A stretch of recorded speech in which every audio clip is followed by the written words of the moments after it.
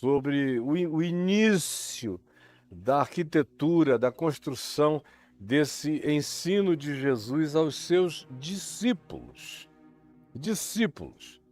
Não existia nenhuma forma de religião cristã, não havia nem sombra de qualquer coisa que se assemelhe ou que pareça com o mundo eclesiástico da maioria de vocês, seja qual seja o grupo, a denominação, a expressão religiosa.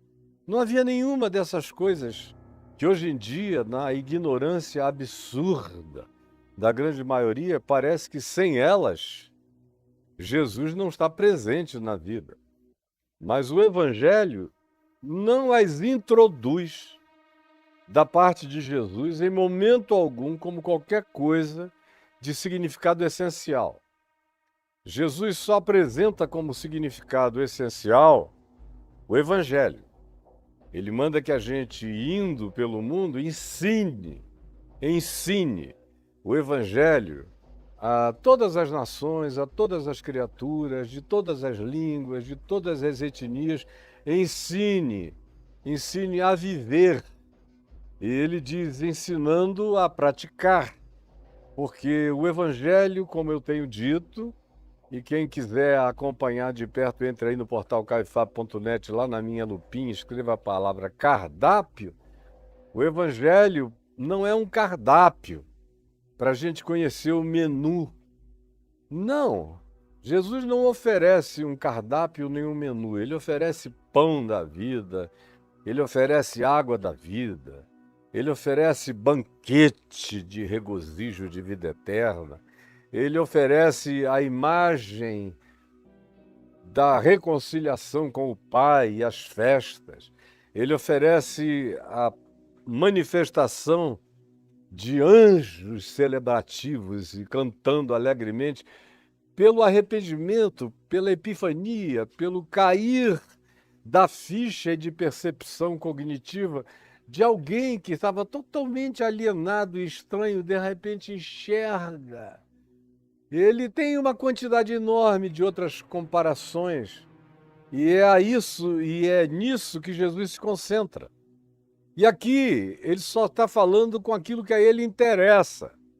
Jesus nunca convidou ninguém para ser membro de nada, nunca convidou ninguém para fazer parte de nenhuma associação, de nenhum clube religioso, ou de uma membresia filosófica.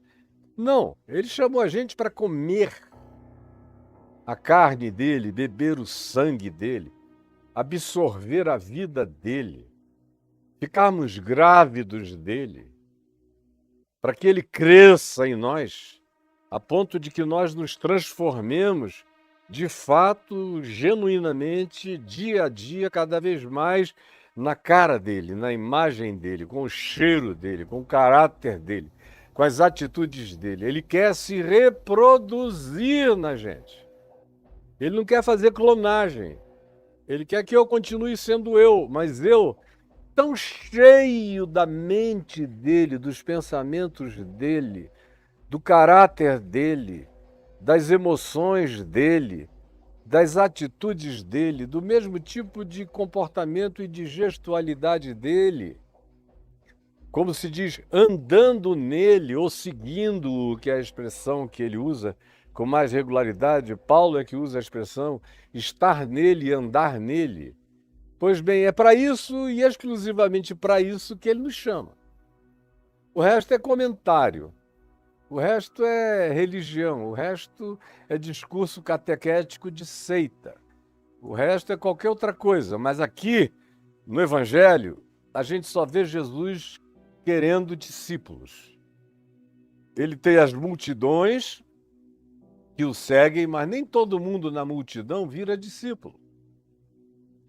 Na maioria das vezes, as multidões são apenas feitas de pessoas carentes, interessadas em benefícios pessoais, buscando ajudas ou com aquela necessidade de serem socorridas, atendidas, ouvidas.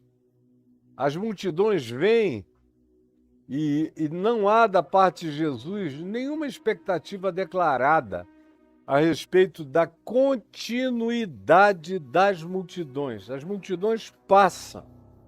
As multidões aqui no Evangelho são como uma sombra, como uma nuvem passante. As multidões estão e não estão. E em relação às multidões, o que Jesus diz e manifesta é ter compaixão das multidões. Mas o investimento dele não é nas multidões. Ele não tem nenhuma ilusão a respeito da frivolidade, da futilidade das opções das multidões, da distração das multidões, do egocentrismo do indivíduo na multidão, que na sua ignorância não consegue transcender para além do próprio umbigo e da carência imediata. Raramente. Então, as multidões ele socorre, são bem-vindas, venham, todos. Mas ele se concentra em fazer discípulos, em pessoas que aprendam a disciplina dele, como eu já digo desde há 50 anos atrás, a palavra discípulo decorre da palavra disciplina, e a palavra disciplina é o modo de viver de um discípulo. O discípulo aprende a disciplina do mestre. O discípulo, que é uma palavra e é uma prática que Jesus não inventou, já todos os mestres gregos tinham seus discípulos, os mestres e rabinos judaicos tinham seus discípulos. Escolas de discípulos sempre houve, em todas as culturas, no Oriente, na Ásia mais extrema. Os monges tinham seus discípulos. Sempre quem tinha mais, ou soube mais, ou aprendeu mais, ou desenvolveu alguma escola, tinha os seus alunos. E o discípulo é um aluno disposto a colocar em prática o que ele está aprendendo. E aqui no caso específico do Evangelho, Jesus diz que ou se põe em prática, ou o discípulo de fato coloca o que está aprendendo em prática, ou ele não se transforma em discípulo. E não se transformando em discípulo, ele nunca experimenta a verdade da disciplina, a verdade do ensino, a verdade da palavra. Ou se você quiser usar uma palavra mais comum, a verdade da filosofia de Jesus. Ou como alguns nos dias dele diziam, a verdade da doutrina dele, quando perplexos perguntavam, sem ter um nome para designar o que Jesus ensinava, como sendo o Evangelho, Boa Nova, diziam: que nova doutrina é essa? Ele tem autoridade mais do que todos, de onde veio isso? E aí vem Jesus e diz que isso, que é esse ensino, é essa palavra, quer encontrar corações que aceitem a disciplina. E a disciplina não é castigo, a disciplina é obediência. A disciplina é aceitar a expressão que designa um determinado modo de vivência, de prática e de consciência. Isso é o significado de disciplina no discipulado de Jesus, quando ele está fazendo discípulos. A ele não interessa saber de milhares e milhares que passam e que vão e que não ficam. Ele se refere aos que ficam, aqui no Evangelho de Lucas, dizendo: ó vós, pequenino rebanho, alegrai-vos, porque aprouve a meu Pai dar-vos o seu reino. Ele nunca esperou que os discípulos fossem milhões e milhões e milhões, porque nem todos estão aptos para isso. Tem gente que tem bloqueio mesmo. A cabeça é blindada. O coração vai precisar de um tempo muito grande para desenvolver consciência. Não é todo mundo que nasce com consciência, ou que com facilidade junta as percepções e forma uma síntese.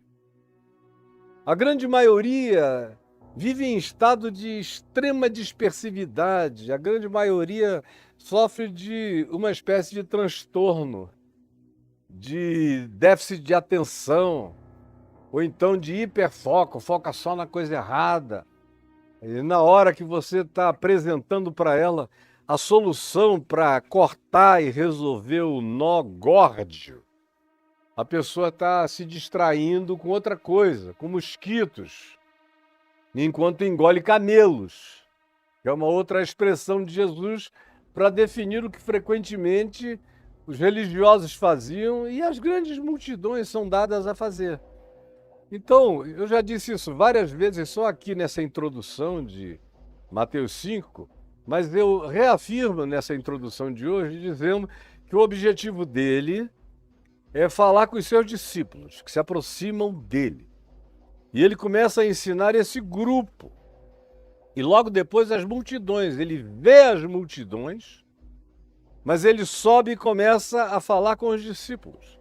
É só no final, quando a gente chega no final desse acampamento, que deve ter sido esse tempo aqui do chamado Sermão da Montanha, que deve ter durado uns dias, 2, 3 dias, com aquele povo ali da Galileia indo e vindo, e os discípulos presentes, e ele ensinando, aquilo que eu gasto aqui um pouquinho de tempo, eventualmente, para Jesus, na hora do ensino, no tempo do ensino, na ocorrência do ensino, levou muito mais tempo, porque eventualmente ele foi fazendo aplicações, pessoas iam fazendo perguntas a respeito de cada coisa que ele dizia, e ele foi ensinando, fazendo os aplicativos se tornarem bem práticos para a compreensão de cada um, e era um tempo absolutamente difícil, eu já disse isso diversas vezes, vale a pena repetir de vez em quando, que as circunstâncias nas quais esse ensino começou e continua são totalmente desfavoráveis a ele. E nos dias de Jesus era tudo desfavorável a ele. Ele está ensinando sob a tutela do Império Romano, seu despotismo e com as suas perversidades muito frequentes, com as suas arbitrariedades indizíveis. Ao mesmo tempo que em Israel era a dinastia dos Herodes, desde Herodes o Grande, que vigia como poder político presente. Também, concomitantemente a isso, havia as autoridades do templo, que na prática, em relação ao povo, tinham mais autoridade do que os Herodes, da descendência de Herodes o Grande, que tinham poderes e a altura da vida de Jesus, estavam vivendo um compartilhamento de poderes num triunvirato herodiano. Mas as autoridades do templo é que faziam a grande ponte política, muito mais do que entre o povo e Herodes, era entre o povo e os romanos, os procônsules, os prefeitos, os governadores romanos, as autoridades romanas na Galileia, e que tinham a incumbência de manter a lei, a ordem, trazer a disciplina. Essa era a ponte que os líderes religiosos faziam com muita frequência. E esse é o mundo imediato, com algumas seitas, algumas denominações. 5 delas eram mais importantes e que estão presentes aqui mencionadas nos evangelhos, exceto os essênios, que só se veio a saber deles muito tempo depois, a gente viveu alguns séculos e séculos e séculos sem sabermos da existência de uma dada seita contemporânea de Jesus, chamada de os essênios. E não é o dia de falar a respeito disso, eu já falei demais sobre isso, tem tanta coisa gravada a respeito dos essênios. Mas, pois bem, O objetivo é formar consciências, é criar discípulos, gente que queira absorver a sua semelhança, gente que queira ser expressão dele, Jesus. Esse é o objetivo, esse é o chamado, essa é a vocação. É isso que ele quer dizer quando ele diz: vem e segue-me. E ele começa essa construção de consciência aqui com as chamadas bem-aventuranças dos Macários, em relação ao que a gente passou dias falando. E apenas para dizer, depois de tudo, que Jesus é a chave hermenêutica, a partir da qual eu entendo cada uma dessas bem-aventuranças, dessas designações dos prósperos espiritualmente. Repetindo mais uma vez, eu aprendo o que é humildade, não com São Francisco de Assis, embora ele tenha sido um homem humilde, mas eu aprendo com Jesus. Todo mundo carrega as suas idiosincrasias. A única humildade que não carrega nenhuma idiosincrasia é a de Jesus. É a única humildade completamente saudável, completa e perfeita. Porque o humilde é aquele ser que não deixa de aprender, de ser ensinável. Como se diz acerca de Jesus: e crescia o menino em sabedoria e graça diante de Deus e dos homens. Só cresce. Preste atenção, diante de Deus e dos homens, quem se mantém aberto, aprendendo sempre. Aí você diz: e Jesus aprendia?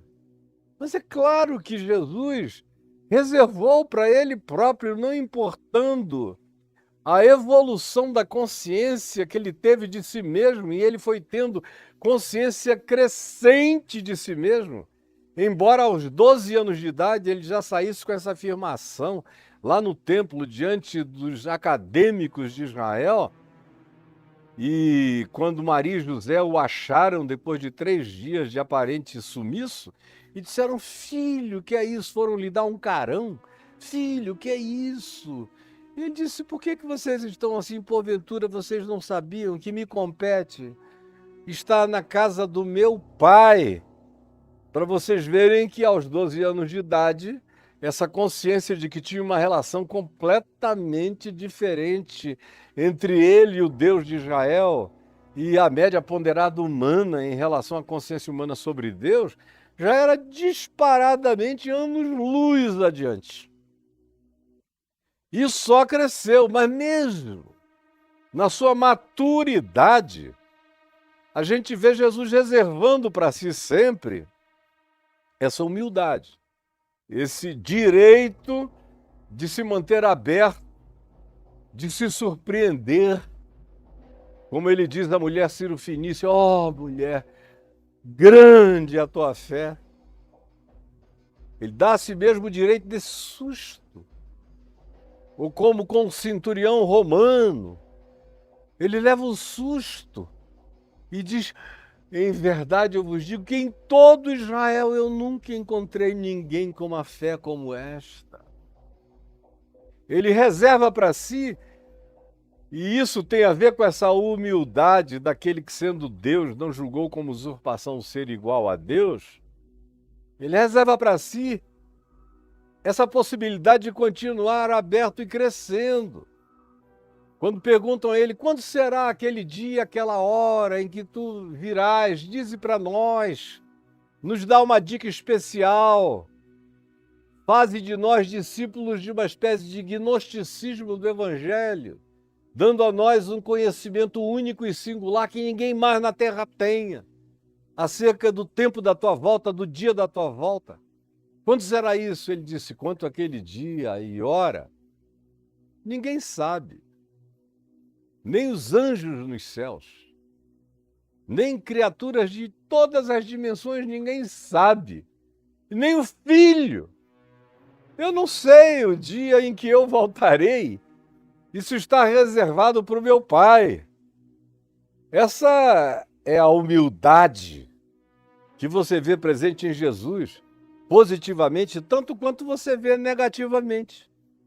Como em Marcos 6:6, quando ele se admira da incredulidade daqueles que são da cidade aonde ele cresceu, em Nazaré. Admirou-se Jesus da incredulidade deles, aprendeu sobre a dureza dos seus corações, de modo que eu sei o que é ser humilde olhando para Jesus.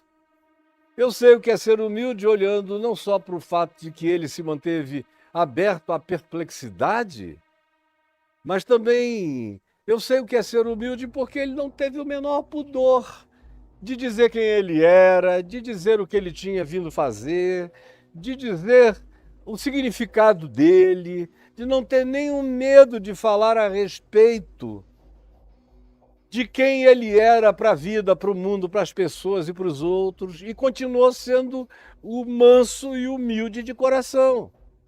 Agora, eu entendo humildade quando eu tenho Jesus como minha chave interpretativa. Se eu mudo esse eixo para o cara que eu mais admiro, a pessoa que eu mais admirei na vida foi meu pai. Então eu vou aprender humildade com meu pai. Meu pai não é suficiente para me ensinar humildade, embora ele tenha sido um homem que aprendeu muito humildade, mas ele não é minha referência. Eu sigo a referência dele, que é Jesus. Ou qualquer outro santo que você tenha. Não serve. Todo mundo é dodói. Toda humildade carrega a sua própria vaidade, suas idiosincrasias e suas doenças, enquanto você não entender que é de Jesus que você tem que aprender, de ninguém mais. Os outros são apenas ilustração da tentativa do alcance desse propósito. Mas não são o teto e a referência última de nada. A mesma coisa com os que choram, com os seres humanos que se condoem, que se importam. Eu aprendo o que é ser essa pessoa humana sensível com Jesus. É com ele que eu aprendo o que é ser pacificador, que não é ser bobão. Tem o dia em que o pacificador faz um azorrague e expulsa os vendilhões do templo. Tem o dia em que o pacificador, como a gente encontra em Mateus 23, encara a horda dos hipócritas e mentirosos, chamando-os de hipócritas, mentirosos, filhos do inferno, mascarados, cegos, guias cegos, sepulcros caiados. Esse é o pacificador por excelência. Portanto, ser pacificador não é ser um pacifista mudo.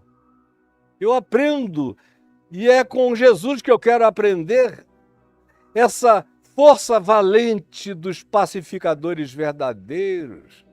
É com ele que eu aprendo a ser perseguido. Ser perseguido sem queixa, sem lamúria, sem chorinho, sem, meu Deus, não estão me entendendo. Ah, eu sou tão especial e ninguém me enxerga. Isso aí é a idiotice da tua situação psicológica de autovitimização. Em Jesus não existe isso. Graças a Deus. E é com ele que eu aprendo a resistir à injúria, à mentira, à oposição, a lidar contra todo o mal, sem medo, sem queixa, com coragem, olhando para cima e exultando. Aí a gente aprendeu que quando isso entra na vida da gente, quando a gente se torna discípulo, não apenas desse entendimento, mas dessa prática, a gente se transforma em gosto da vida. A gente vai virando sal do mundo, sal da terra, sal da sociedade humana. Não é sal do saleiro, sal da congregação. Sal na congregação e sal no saleiro é só para perder o sabor, para virar pedra. Para virar uma pedra, um cristal de sal que não presta para nada, coisa nenhuma, não dá gosto a nada, a não ser que morra e se dissolva. E eu falei 2, 3 dias a respeito disso. Quando a gente carrega esse espírito macário, bem-aventurado, e tem como Jesus, em Jesus, a expressão, a encarnação, a explicação e a gestualidade do significado de cada uma dessas bem-aventuranças, a gente não só ganha o gosto de Deus na vida, para si e para os outros, mas a gente, como Jesus, se transforma em referências de luz de consciência, de iluminação, de graça, de elucidação, de facilitação do caminho humano. Aonde você chega, um farol acende. Como Paulo e Pedro disse, sobretudo Pedro nesse caso, Paulo repetiu diversas vezes, mas Pedro diz: vós sois como luzeiros do mundo. Paulo diz que a gente resplandece como luz nesse mundo tenebroso. Paulo diz aos Tessalonicenses que nós não somos da noite nem das trevas, somos do dia, somos da luz.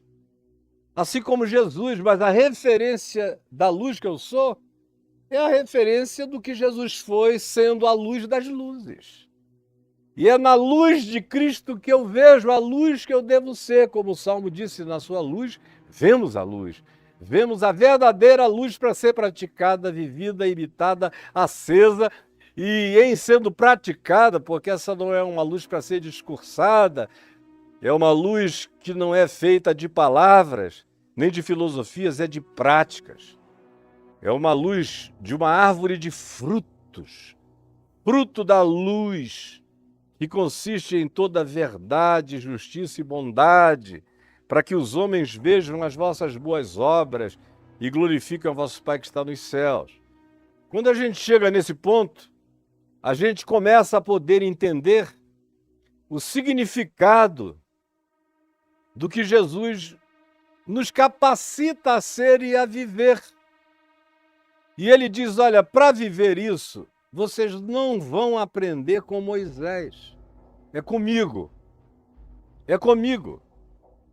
Não é na lei de Moisés. A lei de Moisés teve o seu tempo, o seu lugar, a sua hora, a sua utilidade. Ela é santa, boa e justa. Mas ela não cumpre o propósito dela, porque ao invés de emancipar, de salvar e de pacificar, como todos somos maus, e Jesus mesmo disse, ora, vós que sois maus, sabeis dar boas dádivas aos vossos filhos, o melhor de nós é mau. Como diz o Salmo, e Paulo repete em Romanos 3, pois não há nenhum justo, não há nenhum sequer, todos nós somos cheios de jaça, de idiosincrasias, de vaidades, de mentiras, de enganos, de auto-enganos, de arrogância, de soberba. Meu Deus, nós somos infinitamente mais horrorosinhos do que a religião nos deixa admitir, ou as nossas pseudo-santificações nos deixam enxergar. É só quando você está habitado pela graça que você se enxerga sem medo, e aí você se vê, e é só quando você se vê e você não se enxerga na lei, você se enxerga na luz da graça de Cristo. Quando você percebe que a lei não vai se cumprir em você, ela só pode ser cessada quando ela for cumprida, e ela só foi cumprida por um. E eu fiquei 4, 5 dias explicando isto, com simplicidade pormenorizada, embora muito clara e simplesmente.